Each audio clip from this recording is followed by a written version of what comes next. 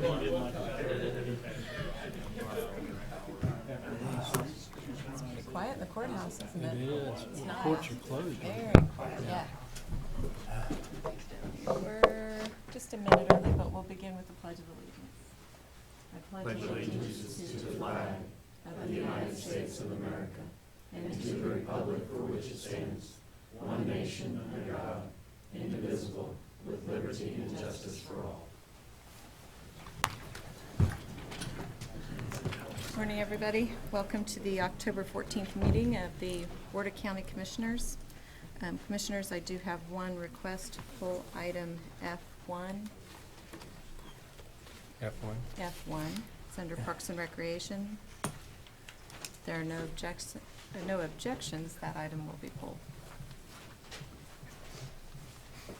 Clerk, first item, please. Yep, Okay, we're ready. unfinished business. Number 1, consider approval of Home Rule Resolution Number HR 2013-5, amending Home Rule Resolution Number HR 2011-5, which established the Shawnee County Department of Emergency Management by adding the Ambulance Compliance Comms Officer as an unclassified employee under Section 3B.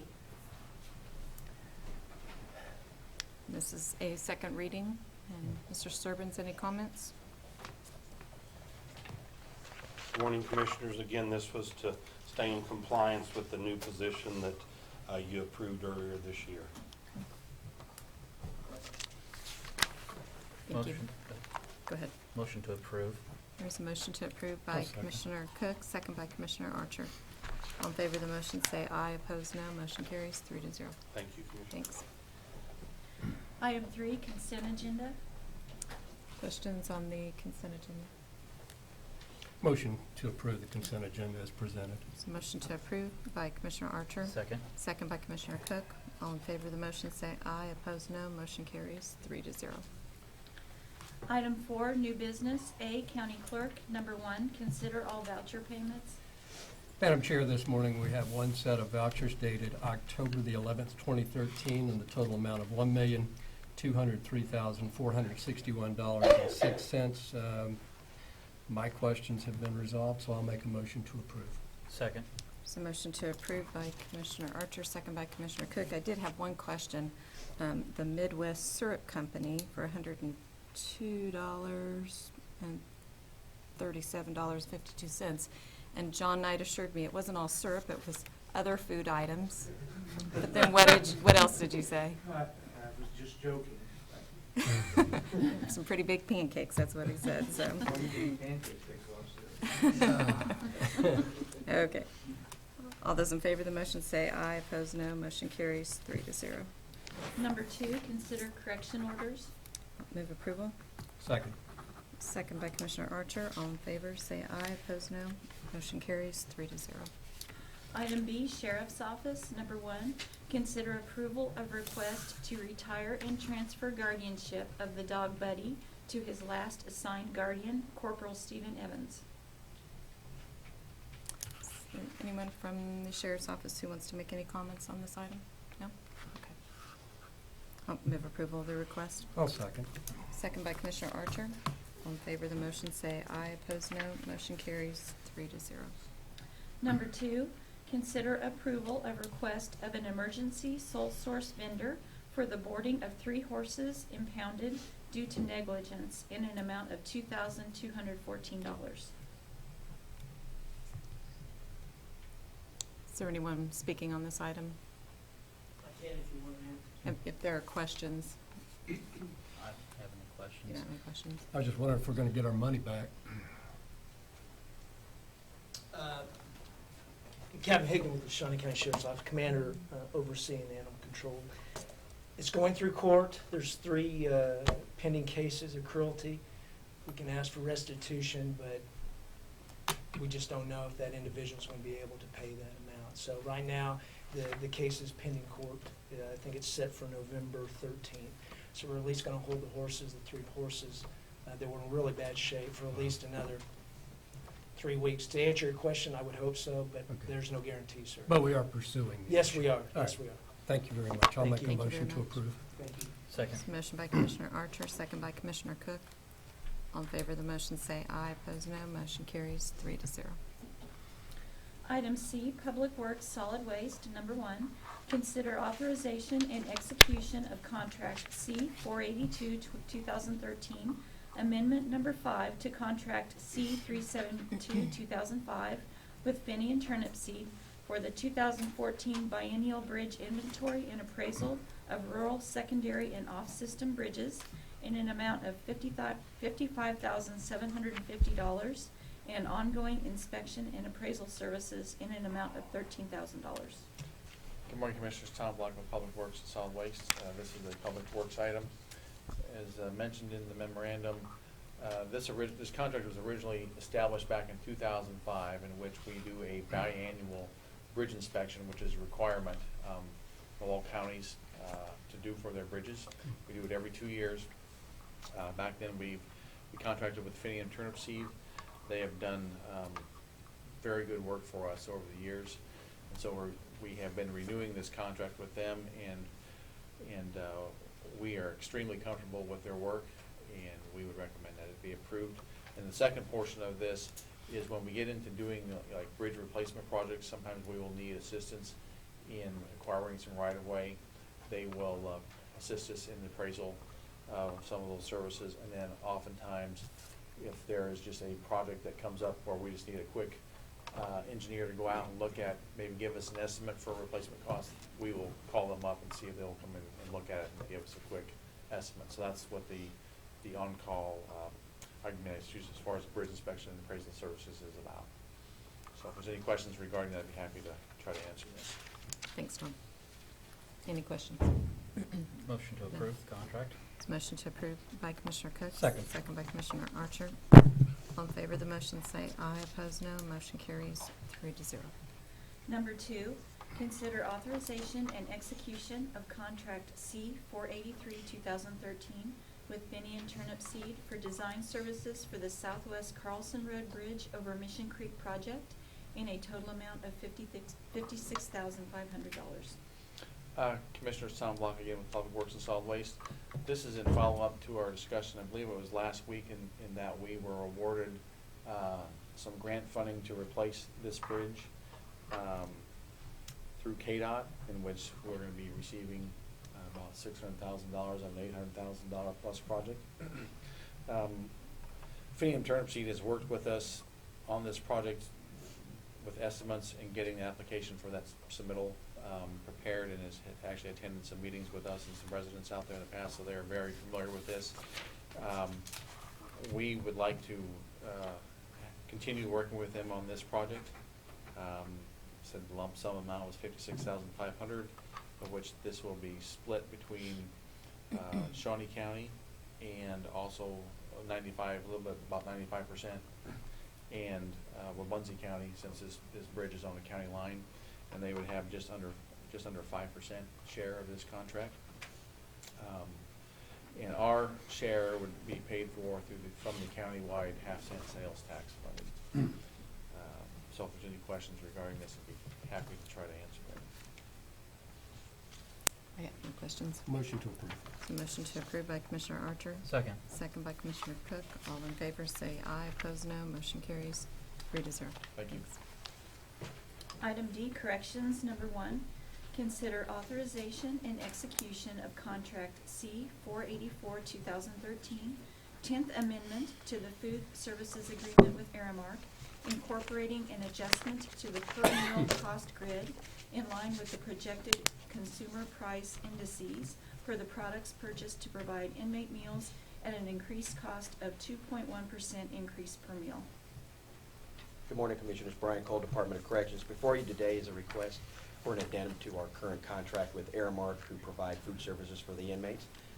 Their annual contract or addendum does call for occasional increases. In the past, they've had none.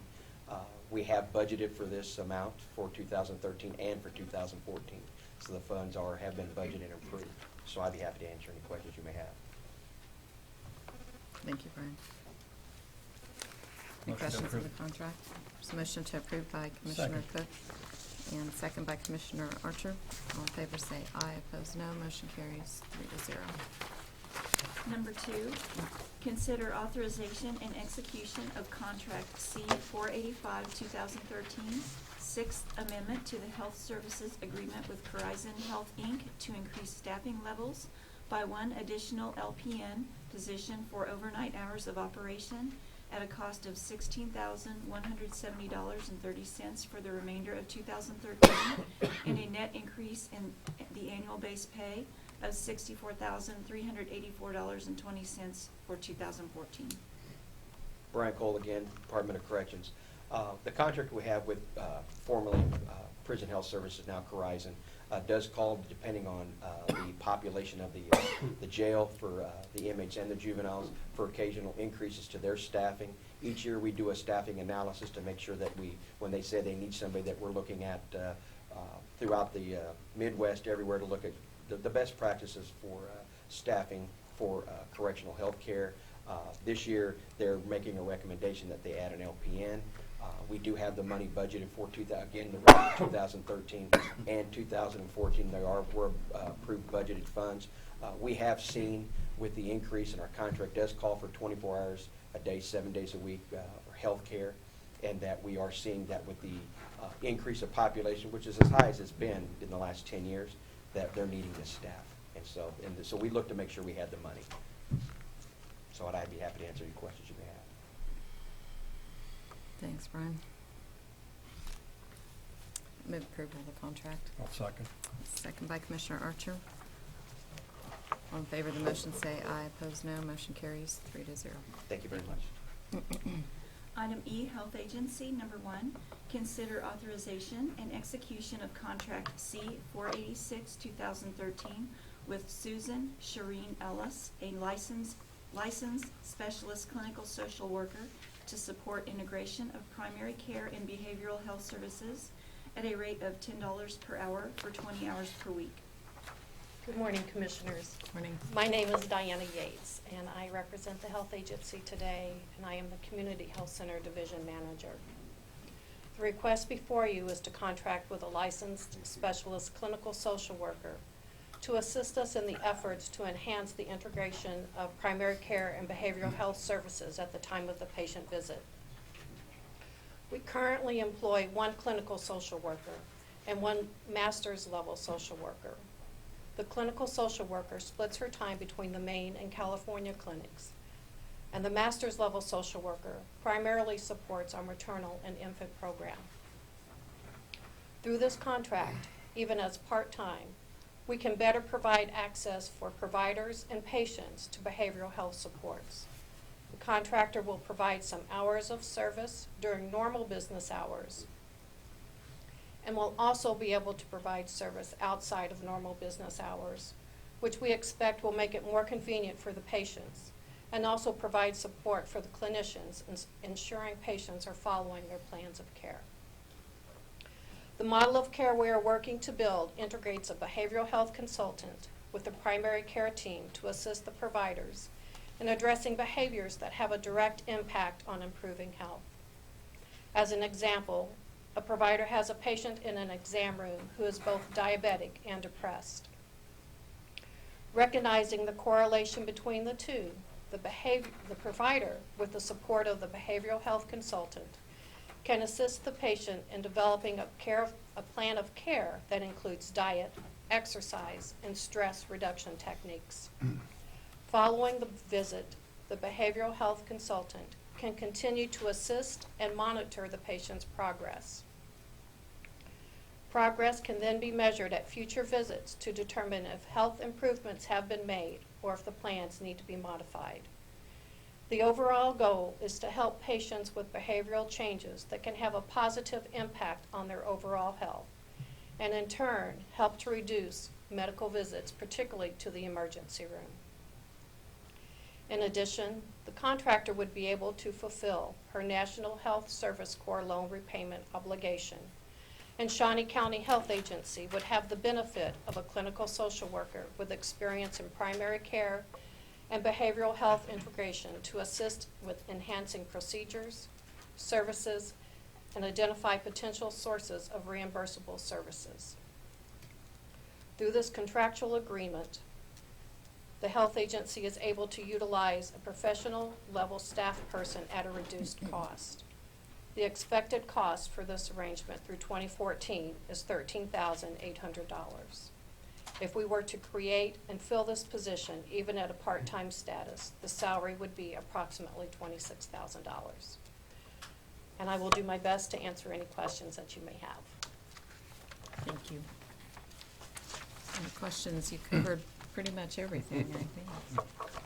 Motion to approve the contract. There's a motion to approve by Commissioner Cook. Second. Second by Commissioner Archer. All in favor of the motion, say aye. Opposed, no. Motion carries 3-0. Thank you. Item F has been pulled. Item G, County Counselor, number 1, consider approval of a project budget and floor plan for the renovation of the 3420 Southwest Van Buren property in an amount of $1,686,291. Okay. Good morning, Commissioners. Rich Eckert, County Councilor. While I'm trying to figure this out, I'll tell you a little story. Yesterday, Commissioner Archer was doing his due diligence by cross-examining me about this project. And at some point in time, I pointed out to him that during a Chiefs game, I don't even take my mom's phone calls. And then he didn't text me anymore, and I worried that I had offended him. So I was joking, sir. I am easily offended, as you know, Mr. Eckert. I promised you that when we had reached a project budget and were ready to go, that I would bring it back to you for comments one last time. And we are at that stage. The final bidding has been completed and we are ready to go. To go through the building, I have with me today the architect on this project, Zach Sneathen, and the lead contractor for Shirley Construction, Dan Elwell. So at this point, I'm going to turn it over to Zach to go through the project itself, and then we'll come back and talk about the budget when he's through. Good morning, Commissioners. Good morning. Zach Sneathen with HDK Architects, and as Rich said, Dan Elwell from Shirley Construction. Rich asked me to just briefly go through, I know you've had a chance to look at the plans, but to go through the kind of the function of the building, and actually I'm going to start on the upper level. As you know, it's the elections office, predominantly in this building. Downstairs, there's space allocated for emergency management, a IT room, and then a sheriff's backup console for the 911 dispatch center. So those are the main functions of the building. I'll walk you through a little bit of the building itself. The upper level is predominantly, or is all elections for the elections office. The green area is generally is the administrative areas of the elections office itself. This yellow area is kind of the public area for on-site voting. Public would come in through this side and come in through a lobby here and down and pick up ballots and proceed to voting here and then out the door. Some election commissioners' offices and files and election office support staff in through here. This side over here is predominantly handles the equipment that goes out to the election sites, the storage, the testing, all the processes that go in place before and after an election happens in terms of getting equipment checked out, tested. That all happens in this area here. This is also on election night. This is the site wraps around. There's a drive here. The equipment comes in. It will come in and out this door. Will be processed in and then uploaded into this area here. We'll have the servers and the support staff that manage the election on election night, and then storage of equipment for storage and charging of equipment. In regards to the site, some of the modifications that were made to the site, we put in a stair and a ramp here to make this entrance handicap accessible. The building has an elevator that we're maintaining, and there's this kind of a central stair lobby here.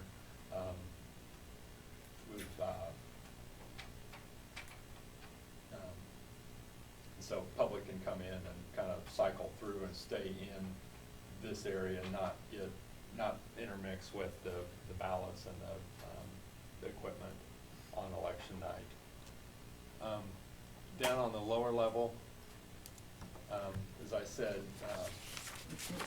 this area here is kind of a green-blue color, is set up for program for emergency management to relocate their operations from the sub-basement here out to this site as a kind of a command room, couple private offices, and then the director's office down here that's separated from the command functions.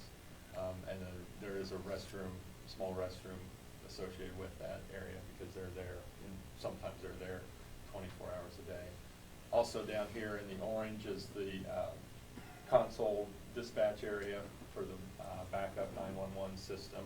That's about 400, just under 400 square feet that they would be able to set up 5 to 8 consoles in, depending on the size of it. And then an IT room that will serve the functions of the building, but also I understand you guys are in conversation to do some data virtualization or offsite data backup, and this would be the location for that. Additionally, downstairs, public restrooms that are existing. All the public restrooms are generally in the same spot. We're making them handicap accessible and expanding them to meet the code capacity of the building. There's a break room down here that would serve the entire building. In addition, and then also a large meeting room, about 1,300 square feet, that during election season it would serve as where the election office would hold their board school. Currently they lease a church down on 37th Street to hold board school. They would be able to hold board school, train the workers that are running the elections on site here.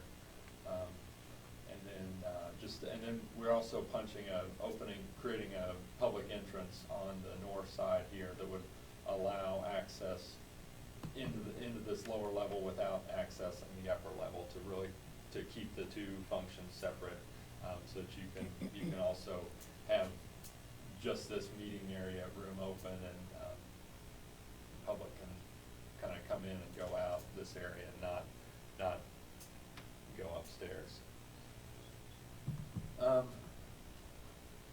That's in terms of the plan layout. That's the main function of the building. I can answer any questions, and Dan's here as well to answer any construction-related questions. You do have an existing building, but a lot of the building infrastructure is what early '80s vintage in terms of we are replacing pretty much all the mechanical and electrical systems in there, just because the electrical systems get to an age where it's difficult to source parts for, and you're going to spend maybe just as much trying to update the old system as you would to put a new system in. The building itself will have a new roof put on it, or new roof covered, or the existing roof will be covered over with a new membrane roof system. The windows will be replaced with energy improved or energy efficient insulated window system. Currently, they're just a single pane steel framed window. The doors will be changed out to a more energy efficient door. That's kind of the bulk of the project. Heating and air, is there the HVAC system? What's that? The heating and air system? Yeah, it will be completely new, and it's changing from a pipe system to a forced air system. We've got there'll be a mechanical courtyard that'll house the mechanical units out on the east end of the building here. That'll feed in. This is the mechanical room, and it'll feed in through the building, and then this area up on the upper level. This area will be a mechanical courtyard that'll have a unit that'll sit about right here. That feeds this portion of the building. Whoops. and then this unit here will feed this portion of the building. Madam Chair. Okay, yes. Presently, aren't there the heating and air units that are on the east side of the parking lot that are fed underneath the parking lot? Yeah. So will those be completely abandoned, or? Those will, yes, that system, right now, there's a 4-pipe system in there, which is pipes, hot and cold water, 2 fan coil units that are in the space, and then kind of radiators around the perimeter. We're essentially abandoning, taking out that system and putting in it's a ground-mounted rooftop unit system, which is a packaged heat and air heating and cooling system into one unit that will be located closer to the building. And so all the old system is more or less obsolete. There is an existing generator on site that we have that we've determined that we have some money in there to refurbish the generator and bring it back up to performance so that the functions that need 24 or that need continuous power have it. Further questions at this point? I do have a question for the county counselor.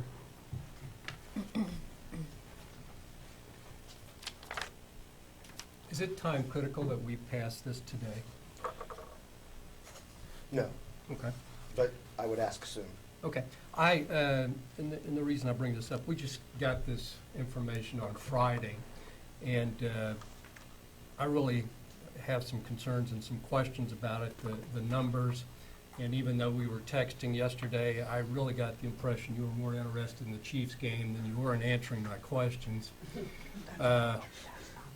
So Madam Chair, I'd like to make a motion to defer consideration of this until a week from Thursday. That would be October 24th, 2013. If it pleases the chair, I really do have some concerns. We're talking about spending $1.7 million. So I would make a motion to defer until October the 24th. There's a motion to defer. I would like, though, I'll second that, but I would like for you to go over the financial piece of it, Sure. so that all three of us here hear the same thing. And Betty, I know, has briefed each of us as well, but let's hear that piece of it, and then I know that then that'll give you some time to look at it additionally, so. The finances for this come from the 2012 COP. The driver of that COP was twofold. It was our $13 million 911 system, and then it was this project as well. And what we have, we've already purchased this building, and that money's been expended, and what we have left for this project is 1.754 million. What we're asking to do today is to spend 1.68 of that, I believe is what the number is. And then even that number has another $20,000 contingency built into it that hasn't been accounted for. So that's basically, it's money that we've already borrowed. So this wouldn't be out of the general fund, and it wouldn't be a new COP. It's already in the bank. And then there's also alternates Yeah, listed on the next page. what I would like to do is, having the complete budget discussion right now, is that I would ask that any motion to approve would include 2 alternates, alternates 2 and 3. Alternate 2 is the IT room. First of all, I'd like to cover alternate 3 if I can go out of order. Alternate 3 is the Sheriff 911 Backup Call Center, and that $29,441 is not in this budget. There's money to pay for this out of the remnants of the 911 fund before they merge those 2 accounts in budget year 2011, they being the state of Kansas. Another potential revenue source for that would be the Sheriff's Drug Forfeiture Fund. I don't care which one he uses, but I would like to have that alternate, if paid for by the sheriff, to be part of the budget, okay? If the sheriff decides to do that, big if there. And then with alternate 2 is our IT room, which will be ultimately, once fiber gets out there, and again, it's not out there now, will be the backup data center for the entire IT structure. And IT does not have $64,000. They don't have the budget for it. It doesn't exist anywhere. But there's a chance that if this thing comes in on budget, that with the $20,000 contingency on one side and the 50-some thousand that hasn't been accounted for on the other, we could squeeze that in. And I would note that of that $65,000, almost 50 of it is for the high-tech, super-duper air conditioner that you need for such things. So that's the end of my story. So that the alternates do not include any of the emergency management rooms? No, Correct. it does not. Or the 1.686 amount does not include any of the emergency management? Well, I'll let Zach go. I think we're fleshing that out on the, well, it's not Yeah. up there. Okay. It will, the alternates, taking that page of all, if you lumped all the alternates, it's really this line right here. Everything Okay. within this space is included in those alternates 2, 3, and 4. Okay.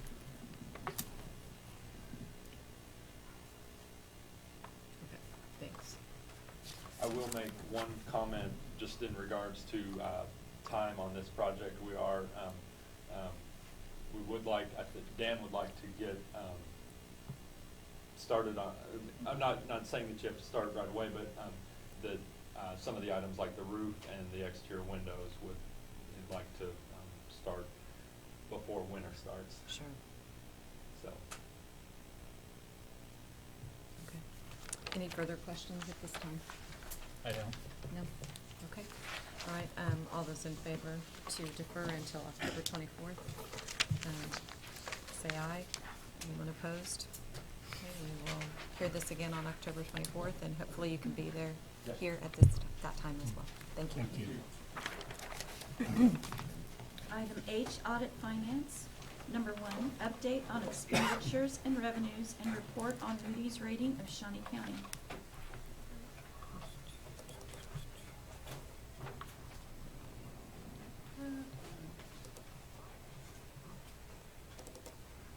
Well, it worked before.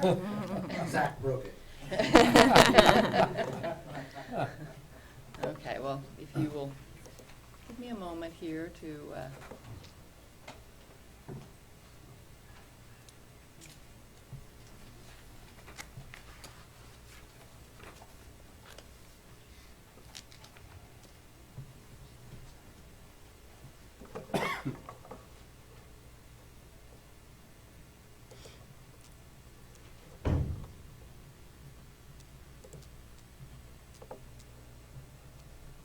okay, we'll try again.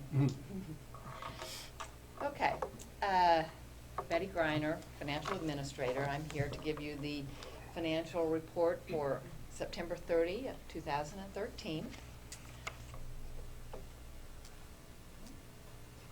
I will start by looking at revenue. And we have 3 columns that I'll be discussing. We have our 2013 actual numbers. This is year-to-date numbers through September 30. Then I have the 2013 budget amounts, and then the 2012 actual numbers. So as you can see on this, for our total revenue, our actual numbers are down from our budgeted numbers by $941,000, but it is, up from our budget by the $941,000, and it's up from last year's actual by $1,170,000. I will break these into the 3 categories as I usually do, so we can really look more at detail as where our increases are showing. My first category is on the actual tax revenue that we receive. You can see on this that if you look at our 2013 year-to-date actual, it is below what we had budgeted for this year by $1,297,000. but it's also up from last year's revenue by $1.9 million. Now, if we look at this tax revenue, and we look at the variance between the budget and the actual, that variance has actually improved during the month of September by $629,000. That was, we received our distribution payment in September, and as part of that, ad valorem taxes, delinquent tax, the city county highway tax, and the local alcohol tax were all up above budget. The only one that was down from budget was the motor vehicle tax. In fact, a big portion of that, if we look at the delinquent tax alone, the delinquent tax was up $739,000 from what we had budgeted. So that is primarily what makes up that, like I say, the variance difference between the actual and the budget increased by $629,000 just for the month of September. Now, I would say, keep in mind, though, that we have received our last large tax distribution for the year. So, you know, we may see some we'll have small distributions later on, and one in October and one in December, but they will not be the large distributions that we received in September. Okay, the next area that we look at is special assessments. And that area is down slightly from budget, $136,000. It's down from last year, $377,000. Now, part of the reason that our budget this year was less than last year is some of those, you know, specials pay off and are no longer on the books, you know, after a certain period of time. So this, if we look at our variance between our actual and our budget for the month of September, it actually we were $175,000 under budget for our September distribution on special assessments. The last category that we'll look at for revenues is just our other revenues. This is our fees, our those types of items. This, if you look from budget to actual, we are up $2,376,000. We are under from last. We are under from last year. Our total revenue last year was $15.1 million. At this year, it is $14.6 million.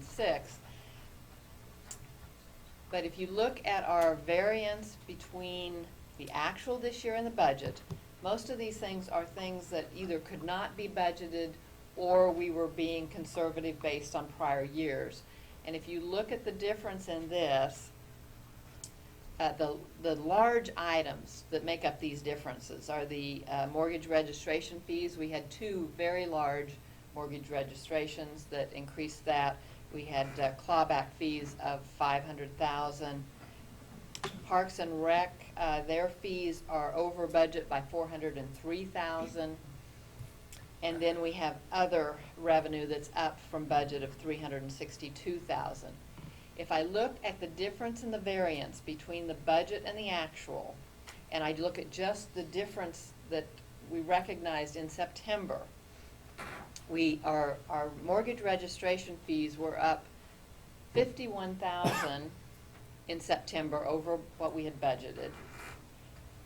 Parks and Rec fees were up $33,000 from what was budgeted. But the largest is in our other revenue category. That was up $479,000 from what was budgeted. And most of that was from our bond defeasance. And, you know, those are things that go in that category are things that really cannot be budgeted. So we have had a good year in those categories, which has really helped our revenue. Especially it's helped to offset those decreases in the tax revenue. We look at our expenditures. we look at the budget to the actual. Our actual is 1,608,000 under our budget. It is over last year's expenditures by 1,000,003. Now, if we look at the variance, like I say, we are 1,000,006 under budget. But if we look at the difference between just the variance for September, where were we in September compared to budget? We were over budget by 520,000 for the month of September. Now, if you remember last month, we were way down in expenditures, and I had mentioned that we had so much focus on the budget and all that I thought there would probably be a delay in expenditures, a timing difference, and I believe that's what we're seeing in the month of September here, and that's I think a big reason of why our expenditures are 520,000 over budget for this. We're kind of, it's a timing issue. I believe we may see that again in October, that there may be another timing issue there. Okay, now if we look at the net, if we look at the net revenue over our expenditures, this is again year to date. For actual, we have 13,144,000 or 114,000. Our budget was 10,562,000. So we are actually over our budget by 2,550,000. If you look at last year's, it was at 13,272,000. So we are below what it was at this point in time last year by 158,000. Now, what we already went over was that we were 941,000 over our budget for total revenues. We were under budget on our total expenditures for 1,608,000. So you add those together, both of them were going the right way. So if you add those together, that's where we come up with this difference between the budget and the actual of 2,550,000. If you look at just our difference for the month of September, just how did our actuals to our budget compare just for the month of September, our revenue was up 1.019 million, which we had gone over in those three categories. Our expenditures were over, which is, the 520,000. So you have to take the net of those two. The revenue went the right way, the expenditures went the wrong way. So for the month of September, we improved our net by 498,000 over budget. I just want to make a comment that you look at this and you think, oh wow, we're over our expenditures by 13 million for the year. I want you to keep in mind that we have received the majority of our revenue for the year. And we still have 3 months worth of expenditures. So even though this is a year-to-date number, and although it looks like, wow, we have net revenue of 13 million, I just want you to keep in mind that we still have 3 months of expenditures with not as much revenue. So, any questions on this presentation? Madam Chair? Yes. Mr. Greiner, based on your projections though, if even accounting for an increase in October, November, December, those months, we're on track to be under budget by between $2 and $1 million. Is that fair? I'd say that's fair. So a couple of months ago when the paper ran the article that said we were going to be short by almost $1 million, those projections have changed. Obviously, there's still a lot of time left in the year. Right. But yeah, and yes, and most of that is because of these other revenue items that have come in that were not budgeted, that really couldn't be budgeted. Right. The large mortgage registration, the Defeasance. defeasance, the clawbacks, those kind of things. Some unexpected benefits. Yes. Mm. Yes. Okay. Thank you. Yes, Commissioner Archer. But we didn't win the lottery. No. Okay, all right. No, we did not. I wanted to make sure that everybody understood that Yes. we don't have a lot of extra money to spend. Thank you, Madam Chair. And that was the main reason I wanted to go over this last one, that, Yeah. you know, we have to keep in mind that we still have 3 months of expenditures. But all this will factor in, Betty, into the ending Ending balance. balance. Yes, it will. And then your estimated ending balance as a budget time, and then what our actual ending balance will be Yes. going into Yes, and hopefully that 14. ending balance will be better than what we were looking than at. what we Exactly. anticipated, yes, exactly. Okay. Any further questions? No. Okay. I also wanted to inform you of our Moody's bond rating that we received. We received that on October 1st, and this was for our general obligation bonds series 2013. Just to remind you, this was for our special assessments. The bond rating for the GO debt remained at AA2. The last GO bond rating we had was AA2, but it was with a negative outlook. They removed the negative outlook.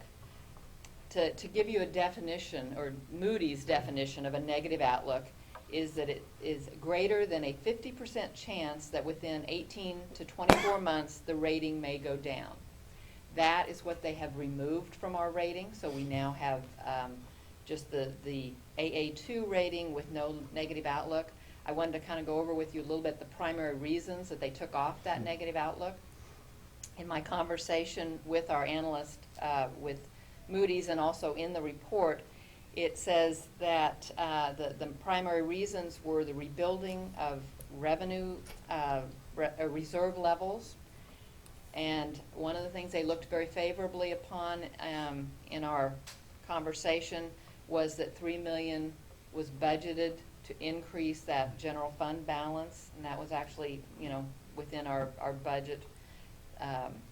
Another thing was the increased property valuations. You know, in past years there had been declines. We're actually showing a small increase. That's our total assessed valuation. We're showing a small increase. That was looked upon favorably by them. Also, our special building fund that is holding the $3 million proceeds from the health agency sale, and that can be used for the future building. That was looked favorably. And then also affordable debt levels. If you look at our total debt level compared to what is statutorily acceptable, you know, we have very affordable debt levels. So, any questions on that? I have So this that. is just really good news, though, for the county. It is good news. Betty, I would like to go back to, on the consent agenda, item number 3, the Treasurer Idle Funds Investment Quarterly Mhm. Report. Mhm. And this is just, It's pretty sad. well, it is, and, you know, since December 2008, the county has been dealing with less and less in investment revenue. Right. But I've never really seen it put into a chart form or anything to see just how much that is. Okay. It's been talked about, but, Okay. That's I mean, something we're, that we're, could we're work seeing with hardly anything in investment income. I don't think that will come back anytime soon.